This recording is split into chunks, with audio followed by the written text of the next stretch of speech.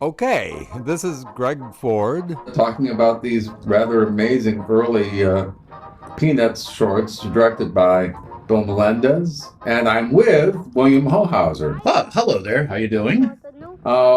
These things were done for the Ford Motor Company, but were a big change from the simple show openings they did for the Tennessee Ernie Ford show, which is the first animation of the Peanuts characters in a commercial, and but a big extension on it because they're very long. This particular short we're watching right now is 2 minutes long, and just within years, it would evolve with the same director, Bill Melendez, into numerous television specials and feature films written by Charles Schulz with Bill Melendez directing.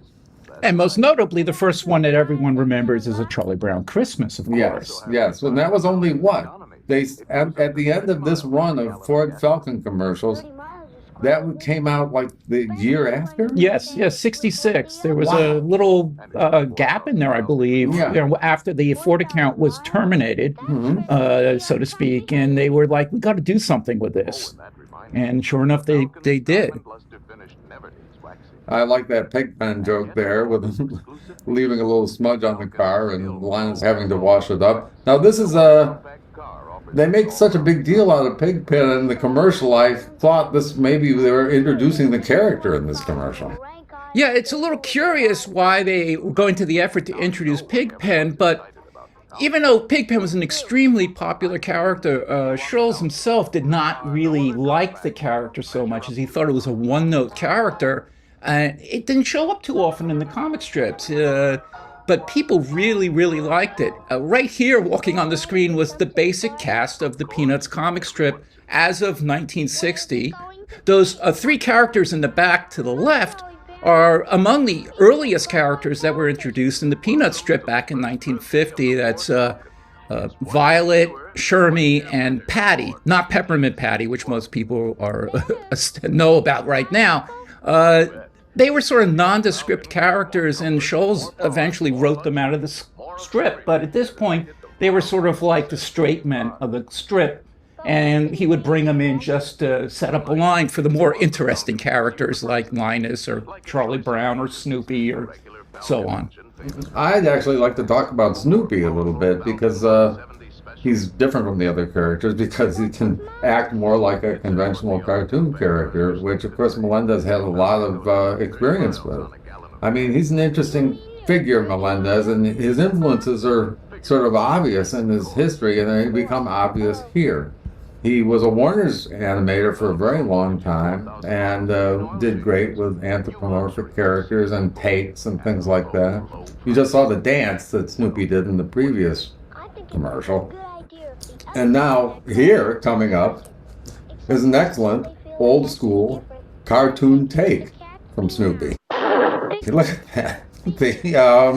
His timing of the animation of the take is definitely derived from experience at Warner's and other places. But the thing of it is he found a way to incorporate these skills and never stray from the drawing style of Charles Schulz, or how Schulz would even draw the character doing a take in a still cartoon. And there's a very good reason for that. And now the characters from the comic strip, Peanuts. At this point in time, Peanuts was on its way to becoming the most widely syndicated cartoon strip, I believe, in the world. And obviously, something that was a commodity that advertisers were looking towards. And of all the things that could possibly go wrong with translating the comic strip to the screen, and there's a lot of places we've seen that go wrong with other comic strips. Here, Melendez and Schulz met each other in '59 and got along incredibly well, to the point that Schulz said, no one else is going to work on my Peanuts animations, and that remained true into the 2000s after Schulz passed away. Now, this commercial was produced in 1961 when there was a bit of a cast addition to the Peanuts strip, who you'll see in just a moment. Now the characters from the comic strip Peanuts. May we come in? Well, I was about to show everyone the new 1962 Falcons. That's okay. We're here to help you. Well, I'm not so sure that you really should... Hey, now, who's playing the tuba there, William? Yeah, well, that's Shermy, who I mentioned before. In fact, he was the first character to actually speak in the comic strip. He had the line, "There's that good old Charlie Brown, oh, how I hate him." And here he is reduced to playing the tuba. That's how much his role had been reduced at this point. Now, at that line, you saw a little frizzy-haired girl, and that was the new character that Scholes had introduced that year. The character's name was Frida, and essentially she was a one-note character. She would always talk about her naturally curly hair. There she is at the end of the line, and she evolved into a nemesis for Snoopy, trying to get him to behave more like a real dog. Now, Greg, I want to ask you a question. I remember as a kid watching, news stories about the Peanuts specials, and they always talked about how unusual it was to use children for the voices instead of professional actors who could do children's voices. But this really wasn't the first, was it? No, really, the most outstanding work involving real-life children voicing cartoon characters came from John Hubley, who did Marky Mapo and whatnot, and he was another undoubted influence on Melendez, who, after his Warner's stint, animated cartoons at UPA, which was John Hubley's home base.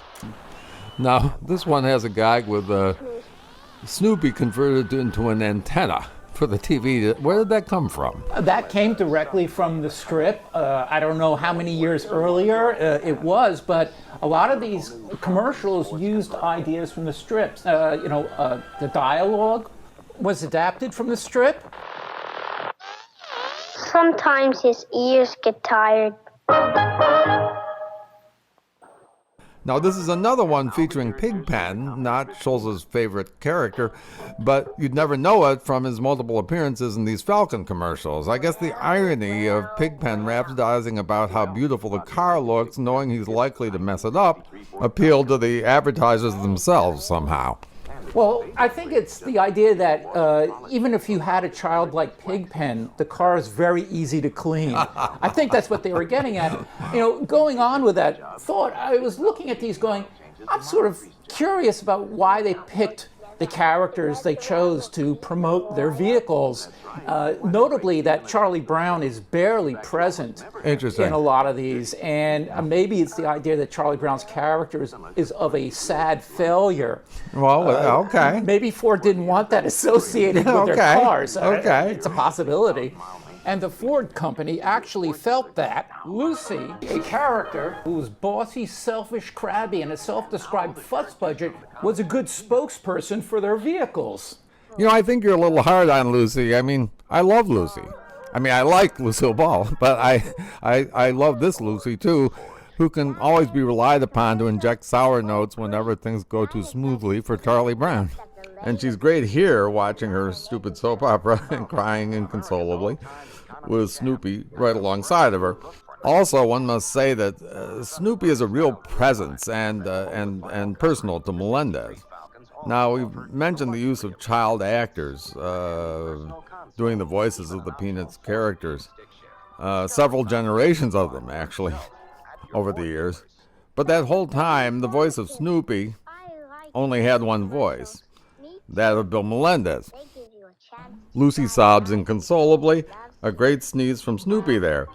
Overlapping action, squash and stretch, and all the animation principles that were second nature to Melendez given his history.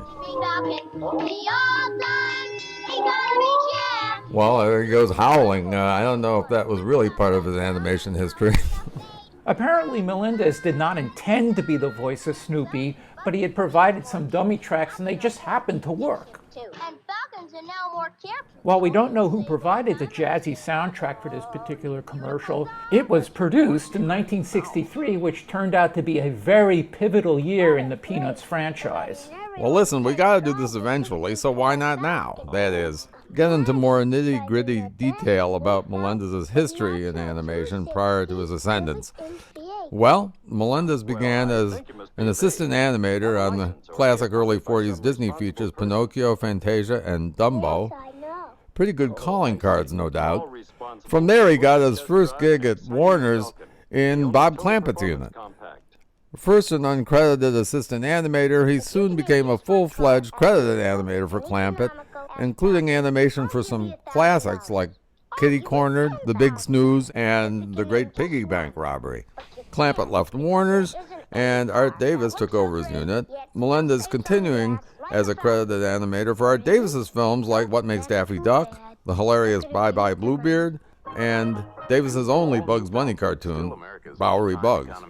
Melendez was obviously a go-to Warner's animator, animating on the biopic What's Up, Doc, for then-director Robert McKimson.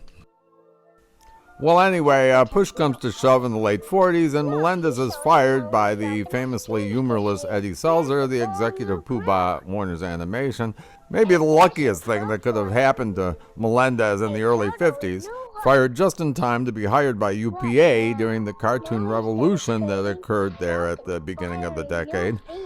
So Melendez wound up animating the incredibly successful Gerald McBoing Boing, also one of its sequels. He animated on Madeline, based on the famous children's book, on Christopher Crumpet, The Little Boy with the Big Horn, and others, most with child heroes and heroines, and often based on pre-existent print properties. In other words, the ideal Peanuts animator in the making. And as our final Peanuts Ford commercial commences, with Schroeder playing his variations on some Ford model, time to talk about why 1963 was such a pivotal point in the Peanuts franchise. While they were doing these commercials, a documentary producer named Lee Mendelson had commenced the production of his documentary about Charles M. Schulz. And it was decided that there should be some animation of the Peanuts strips in this documentary. And of course, Schulz, I'm sure, recommended Bill Melendez as the person who had to do it. Mendelson brought in jazz composer Vince Guaraldi to create a soundtrack which worked right from the get-go, including the signature Peanuts tune, Theme for Linus and Lucy. While the documentary was unaired, the team for future Peanuts television productions was complete. So thanks for listening. It's goodbye from me, William Hohauser. And this is Greg Ford. I'm getting out of here too. In fact, I'm zipping out.